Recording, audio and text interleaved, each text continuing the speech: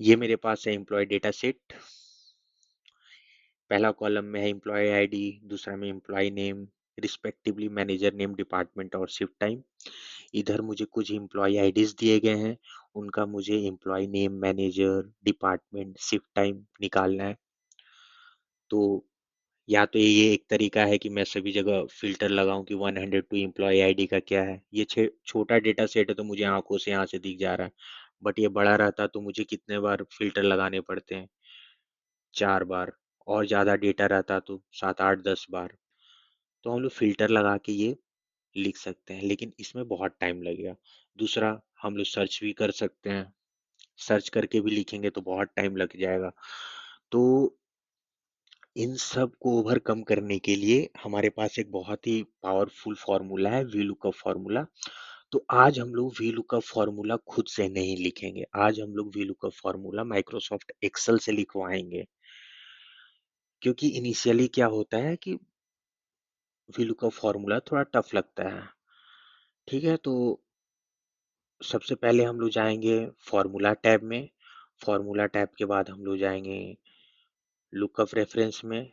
फिर यहाँ से हम लोग वी लुकअप सर्च करेंगे, वी के अल्फाबेट में आपको मिल जाएगा। फिर लुकअप वैल्यू, जिसमें जिस एम्प्लॉय आईडी को मुझे सर्च करना है उसको यहाँ पे सेलेक्ट कर लेंगे। और टेबल एरे, पूरे टेबल को सेलेक्ट कर लेंगे।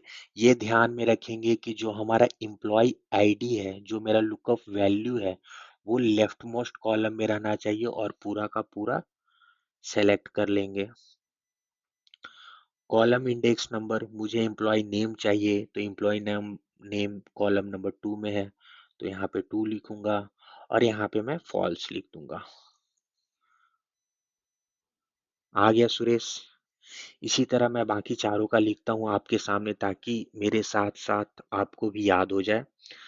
पहले जाऊंगा जिस सेल में मुझे वैल्यू को फिल करना है, फिर जाऊंगा फॉर्मूला टैब में, फिर जाऊंगा लुकअप रेफरेंस में, फिर जाऊंगा वी लुकअप में, फिर लुकअप वैल्यू, एम्प्लॉय आईडी रहेगी मेरी लुक वैल्यू, फिर टेबल एरे, पूरा टेबल एरे सेलेक्ट कर लूंगा।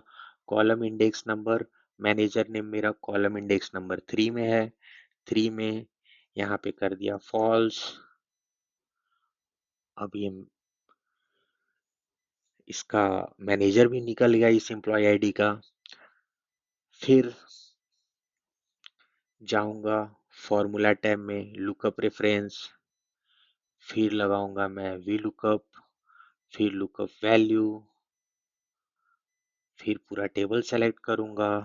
डिपार्टमेंट मेरी कॉलम नंबर 4 में है, फिर सेलेक्ट करूंगा false.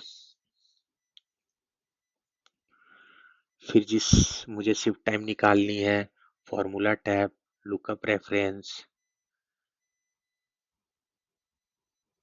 Lookup lookup value, table array वाली में table array, column index, shift shift time का कॉलम इंडेक्स 5 है, 5, और ये हो जाएगा फॉल्स। ओके।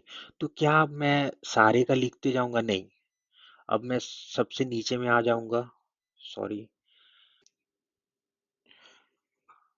तो हमने 102 एम्प्लॉय आईडी के लिए एम्प्लॉय नेम, मैनेजर, डिपार्टमेंट और shift time V lookup formula से लेते आए हैं। तो क्या अब मैं 105, 103 और 106 सारे एम्प्लॉय आईडी के लिए बारी बारी से वी लुकअप लगाऊंगा? मतलब कि इतने 4 दिए 12 बार? नहीं, मैं ऐसे नहीं करने वाला हूँ।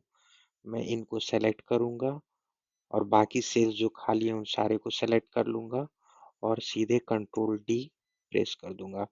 मेरा सारा रिजल्ट आ गया।